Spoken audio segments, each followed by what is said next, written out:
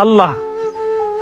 ወንጀል ሰርተው በቃን ብለው ለአንዴና ለመጨረሻ ጊዜ ወደ ደጁ ለተመለሱ ባሮች አላህ Subhanahu Wa Ta'ala ዘንድ ወንጀላቸውን ለማስማር የእውነት ለተንበረከኩ ሰዎች አላህ እንዲህ ይላል قال لا تثريب عليكم اليوم يغفر الله لكم وهو أرحم الراحمين قال لا تثريب عليكم اليوم ከዛሬ ጀምሮ የተውበትን ደብዳቤ አላህ ዘንድ ካስገባችሁበት ቀን ጀምሮ